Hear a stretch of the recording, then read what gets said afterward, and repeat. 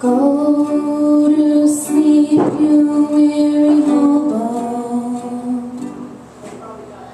Let the towns drift slowly by. Listen to those steel rails humming.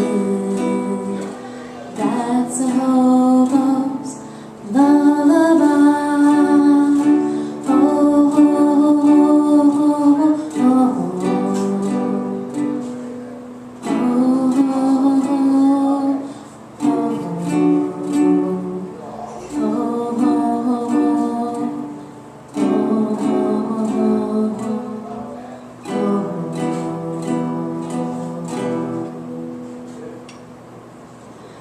Don't you worry about tomorrow. Let tomorrow come and go. Tonight you're in a nice warm boxcar, safe from all the wind and all the snow. I know the brakeman caused you trouble, and caused you trouble everywhere. But when you die and go to heaven, you'll find a brakeman there. So go to sleep, you weary hobo. Let the towns drift slowly by. Listen to the steel rails humming. That's a hobo's lullaby. Those steel rails humming. That's a hobo's lullaby. Yes, that's a hobo's lullaby.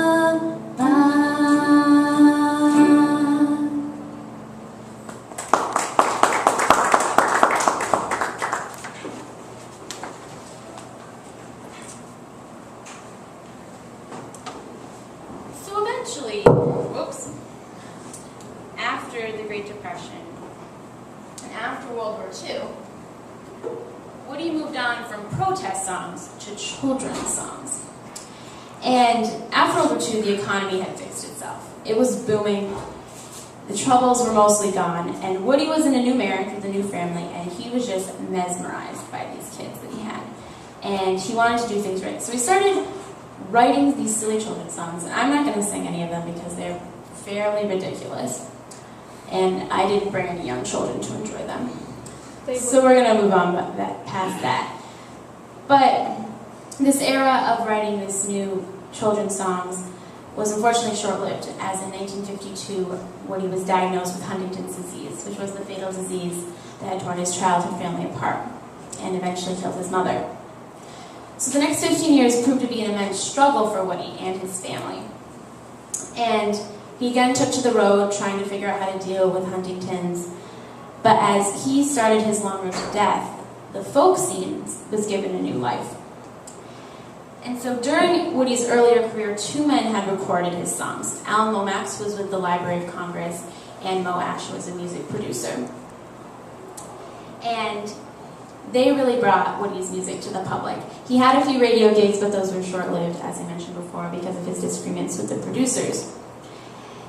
And so this new generation of singers were hearing those songs. And even though life after World War II was much better than it had been in the 1930s, there were still issues. I mean, war was going on in Korea, and then Vietnam, there's the always looming Cold War. And so the next generation really started to follow in Woody's footsteps. And one of those people was Bob Dylan. In the early 1960s, Dylan followed Woody's footsteps and hitchhiked from Minnesota to New York City for a benefit concert that was being put on by Woody's good friend Pete Seeger. And he played at that concert, and he then went and visited Woody at the state hospital. That was his new home. And Woody just called him the kid. And he and other protesters at the time became known as Woody's children. And upon their very first meeting, Dylan played a song that he had written for Woody. And it is simply known as Song to Woody, and I'm going to attempt to play that.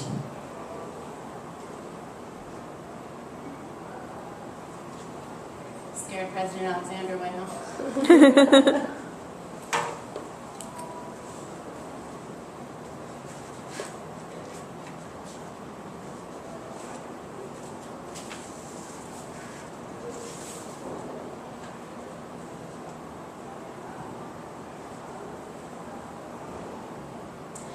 I'm out here 1,000 miles from my home,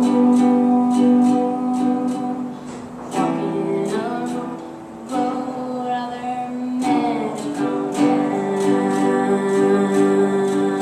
I'm seeing your world of people and things, your paupers and peasants and princes and kings. Hey, hey, Woody Guthrie, I wrote you a song about a funny old world that's a-coming along. It seems sick and it's hungry, it's tired and it's torn. It looks like it's dying and it's hardly been born. Hey, hey, Woody Guthrie, but I know you know all the things that I'm saying and many times more. I'm singing you this song, but I can't sing enough, 'cause there's not many men that done the things that you've done. Here's to Cisco and Sonny and that Belle too, and all the good people that traveled with you. Here's to the hearts and the hands of the men that come with the dust and are gone with the wind. I'm leaving tomorrow, but I could leave today. Somewhere down the road someday. The very last thing that I want to do is to say I've been hitting some hard traveling through.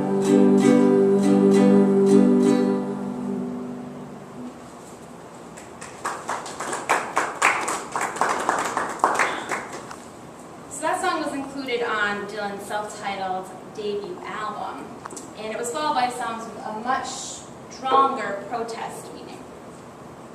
His Blowin' in the Wind, which came out in 1963, was seen as the protest song of the time. And as Elizabeth Parker said in her biography of Woody Guthrie, it was clear Dylan had grabbed the scepter that